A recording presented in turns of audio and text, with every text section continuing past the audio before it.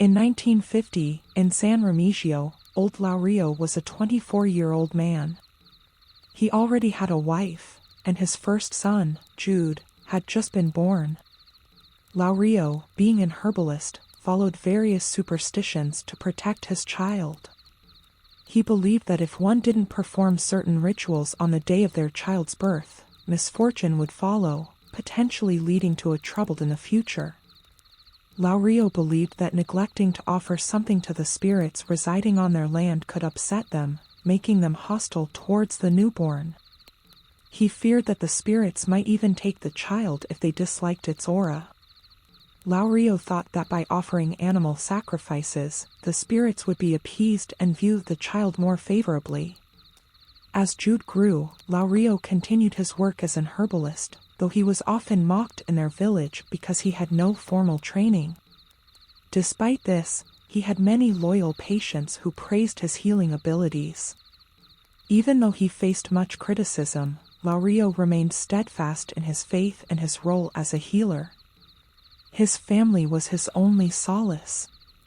One day, while old Laurio was organizing his medicinal herbs, a group of herbalists passed by his yard. It wasn't unusual, as Holy Week was approaching. As they walked by, one of the leaders, Maestro Pedrito, invited Laurio to join them in their rituals. Laurio politely declined, feeling that he might only slow them down. Insulted, the herbalists glared at him and left in a huff. Laurio knew he couldn't change their minds and wasn't too concerned, as long as he had his family. During Holy Week, Laurio didn't prepare any talismans or charms. He focused solely on his family. One night, while he was sleeping, he woke up from a terrible dream. He dreamt of a demon, a large mythical creature with a flaming red eye and a terrifying appearance, holding a massive hammer. The demon took him and pressed his body against a hot iron. Though Laurio struggled, he felt no pain when his skin touched the iron. The demon then plunged him into a fiery pit, and Laurio could feel the intense heat as if it were real. He woke up, panicked, after pinching his finger on the bamboo bed he was lying on. The following nights, Laurio had similar nightmares, each one with a different scenario involving the demon. By Maundy Thursday, Laurio was exhausted and restless. His eyes hurt from the bright light of day, and his wife, Linda, couldn't help but worry. She asked him if something was wrong, but Laurio brushed it off, saying it was just his way of preparing for Good Friday and that he would make it up to them after Easter Sunday. Linda, although still worried, continued with her chores. Laurio went back to his room to catch up on sleep. As he was about to drift off, the image of the demon appeared in his mind again, its fiery eye seemingly able to burn through bones. "Laurio, listen to me," the creature spoke in his mind.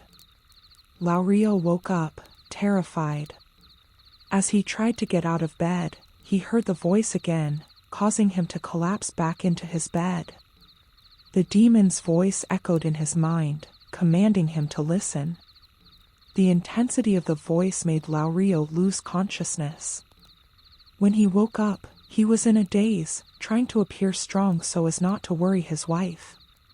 By afternoon, the fear had subsided, but he knew it would return with the night. Laurio realized that the demon was not going to leave him alone. According to Laurio, the encounters with the demon were the most terrifying experiences of his life.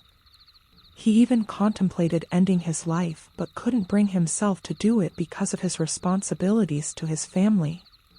When he tried to pray, his throat burned, and his body felt heavy, as if burdened by sacks of soil. On Maundy Thursday night, Laurio performed several rituals to ward off the demon, but they were ineffective. When he went to sleep, the demon appeared again, holding his wife and child, their bodies covered in burning coals and crawling with worms. "Laurio, heed my call. I have a mission for you," the demon growled. Failing to comply would mean death for his son. Laurio had no choice but to agree.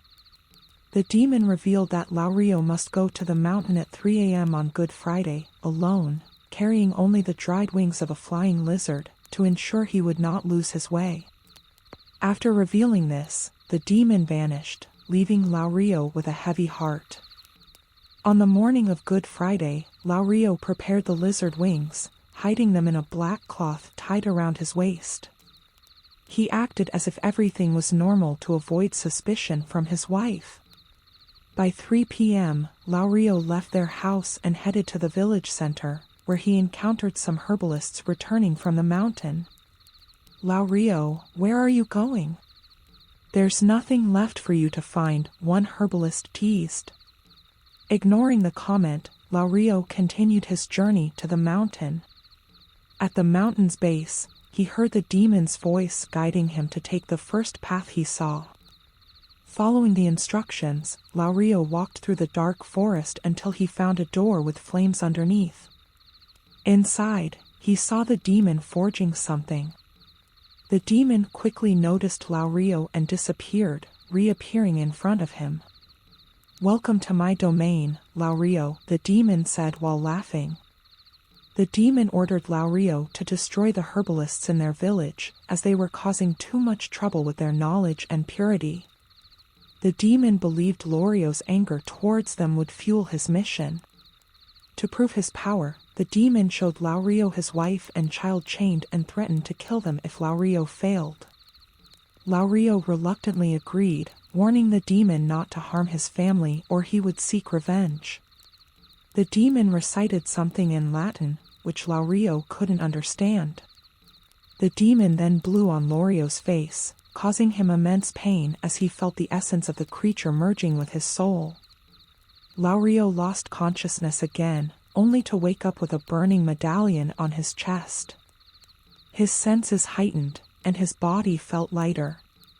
"You are now a disciple of the devil, Laurio. Spread our presence and power among the people of this land," the demon commanded. Laurio saw a pig nearby and quickly attacked it with his sharp claws and fangs. Before leaving, the demon gave Laurio a black puppy, saying it was the offspring of the ruling spirit in the enchanted world. The creature would grow quickly and didn't need to be fed. Laurio descended the mountain but couldn't reach home by nightfall.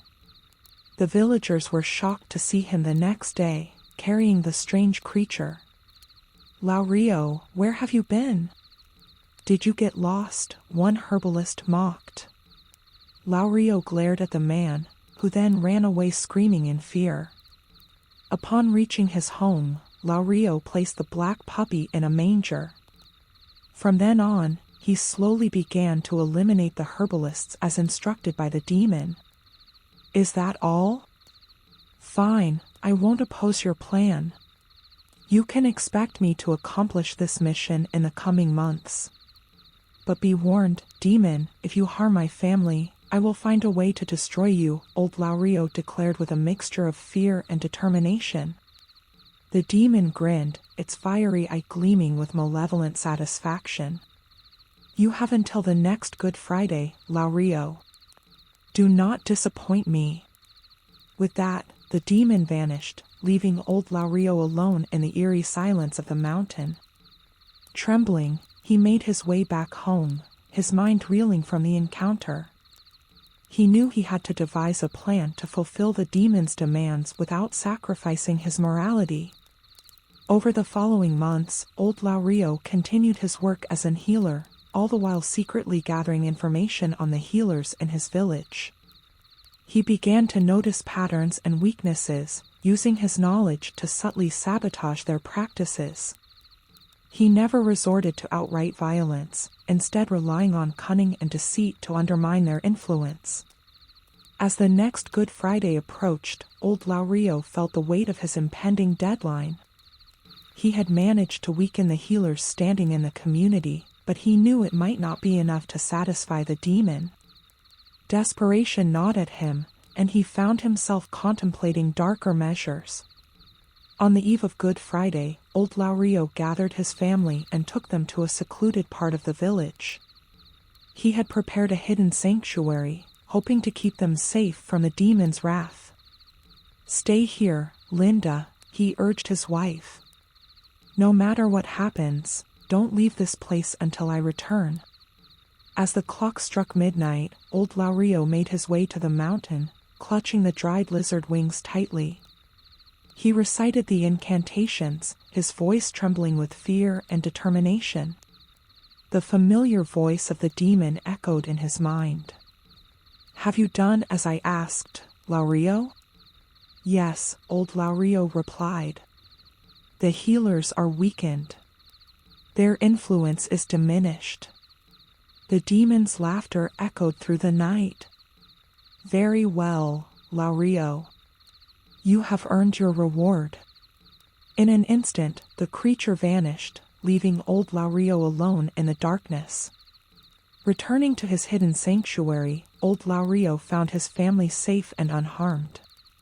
Relief washed over him, but he knew the demon's threat would always loom over them. He resolved to continue his work as an healer, using his knowledge to protect his village from malevolent forces. Years passed, and old Laurio's reputation as a healer grew. Though he never spoke of his encounter with the demon, the villagers sensed a change in him. His determination to protect them from harm was unwavering, and his skills as an healer became legendary. As he grew older, old Laurio passed his knowledge to his son, Jude, ensuring the village would always have a guardian against the darkness. And though the demon's fiery eye haunted his dreams, old Laurio found solace in the knowledge that he had outwitted the creature and kept his family safe. In the end, old Laurio's legacy was one of resilience and courage, a testament to the strength of the human spirit in the face of unimaginable terror.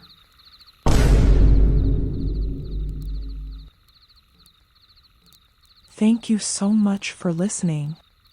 Please like this video and subscribe so we'll be more motivated to upload more of our upcoming horror stories. Thank you. See you on the next episode.